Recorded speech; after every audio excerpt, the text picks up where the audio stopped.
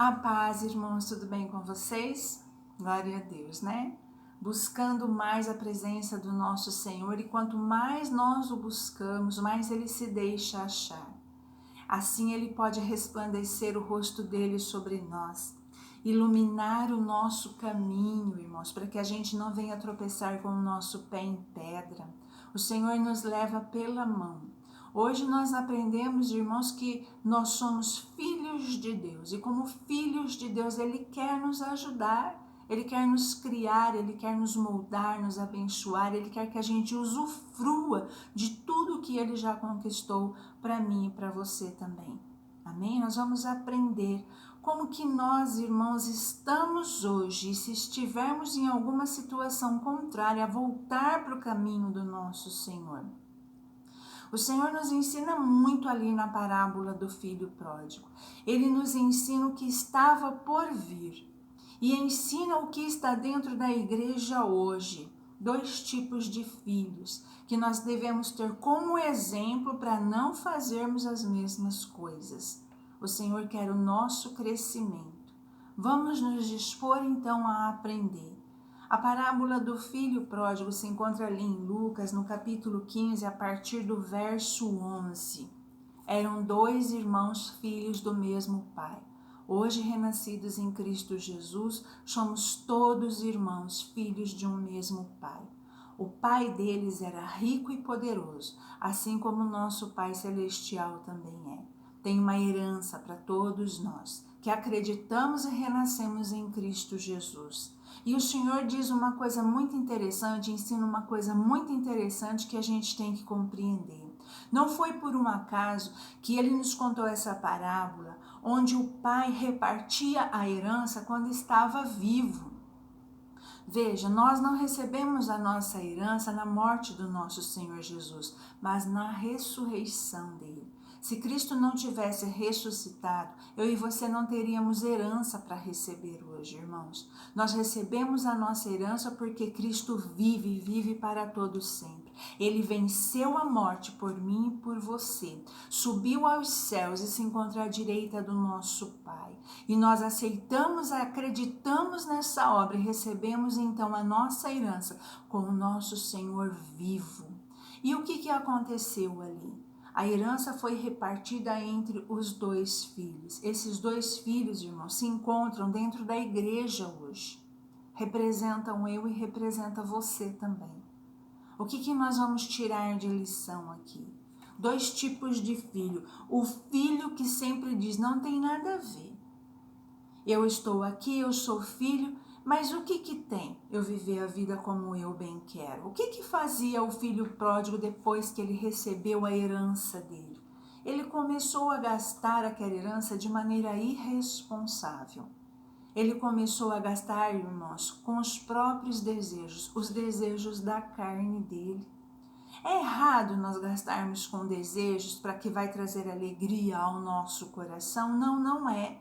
E nós vamos ver aqui, vendo ali a figura do segundo filho, quando o Senhor diz para ele assim, você não gastou para uma festa com os seus amigos porque você não quis, porque tudo que é meu é teu, filho. Então não é errado gastarmos com deleites para a nossa vida. Muito pelo contrário, mas nós temos que ter responsabilidade.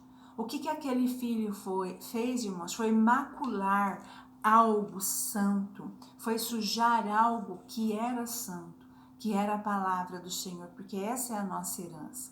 E é assim que muitos estão dentro da igreja hoje. A parábola do filho pródigo não representa apenas aquele que está desviado, aquele que saiu da igreja, não.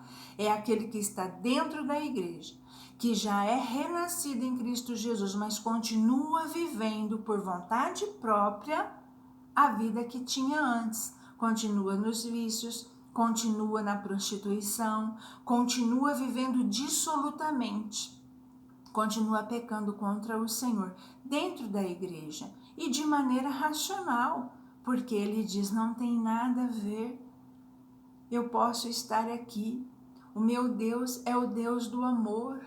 E assim, irmãos, está vivendo uma situação que desagrada o coração do Senhor por vontade própria. O que aconteceu e qual o perigo de ser um filho assim, que vive irresponsavelmente na presença do Senhor?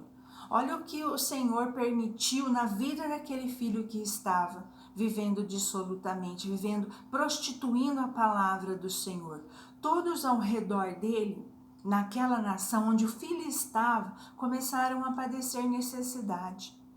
Foi atingido ali tudo ao redor dele, um sofrimento tremendo. Olha, a palavra do Senhor nos ensina que nesse mundo nós temos aflições, mas que é para termos bom ânimo, porque se estamos com a nossa consciência tranquila, se nós não estamos vivendo em nenhum pecado, em nenhuma situação contrária à palavra do Senhor, aquilo vai passar. Mas a palavra nos ensina, irmãos, que a maldição sem causa não prospera. Pode ser uma maldição que está acontecendo. E aí eu me lembrei de Jonas, quando Jonas fugia da presença do Senhor. Não queria viver do jeito que o Senhor disse que ele tinha que viver. Não queria obedecer o mando do Senhor. E ele então fugiu. E ele entrou em um barco. E todos naquele barco foram atingidos pela tempestade que veio por causa de Jonas.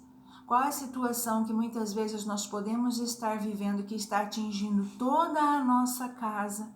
Nós precisamos entrar na presença do Senhor e o Senhor nos dá o discernimento para saber se aquilo é uma aflição ou é uma maldição. Aquele que está vivendo dissolutamente sabe, porque ele fez por vontade própria. Ele foi viver a vida como ele bem queria, desobedecendo a palavra do Senhor, mas ele sabe, irmãos, aquele que está no erro sabe.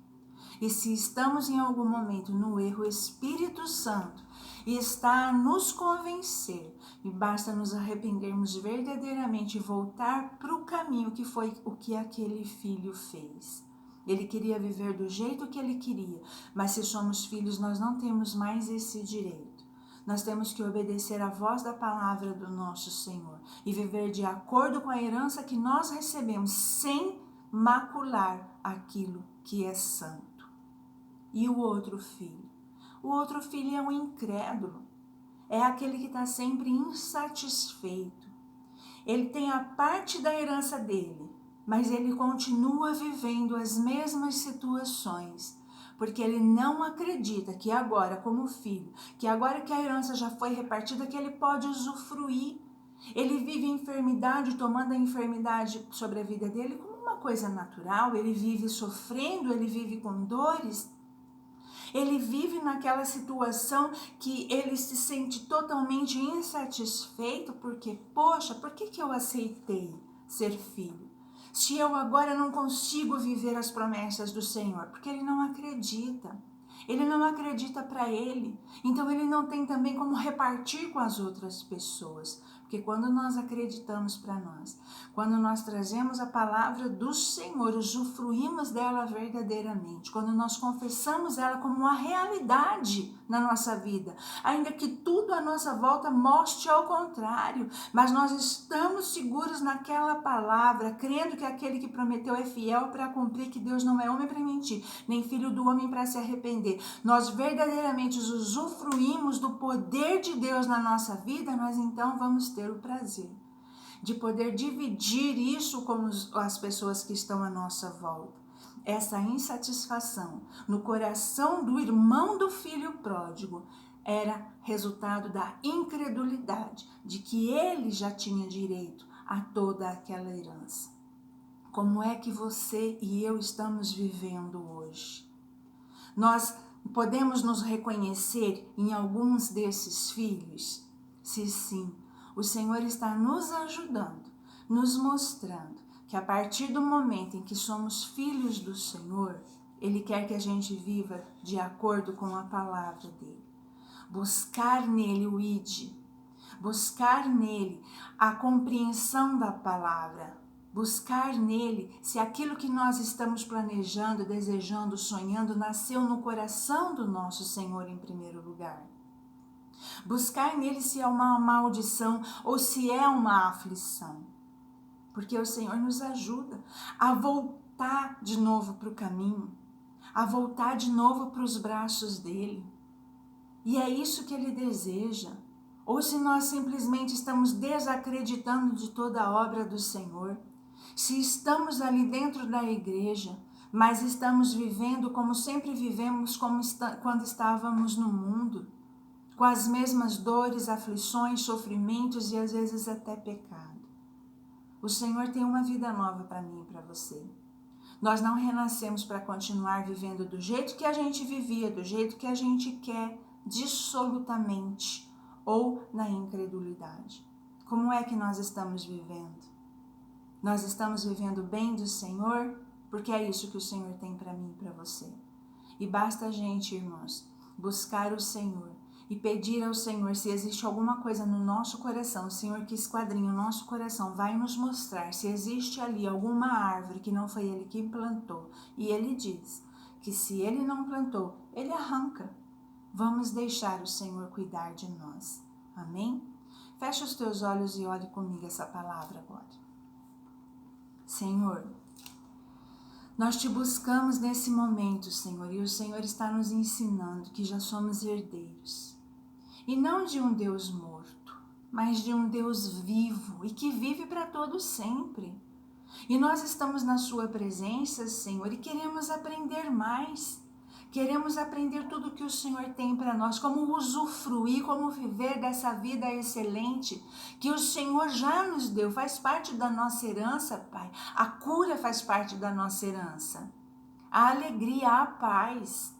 Se existe alguma ansiedade, se existe alguma preocupação, alguma tristeza, é para lançar aos pés do Senhor.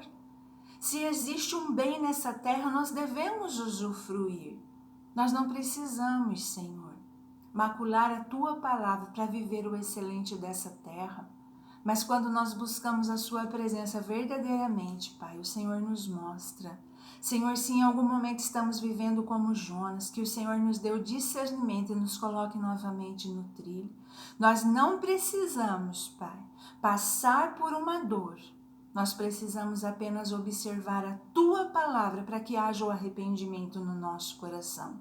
Muitas pessoas declaram, Pai, uma coisa que não está registrada. Se não é pelo amor, é pela dor.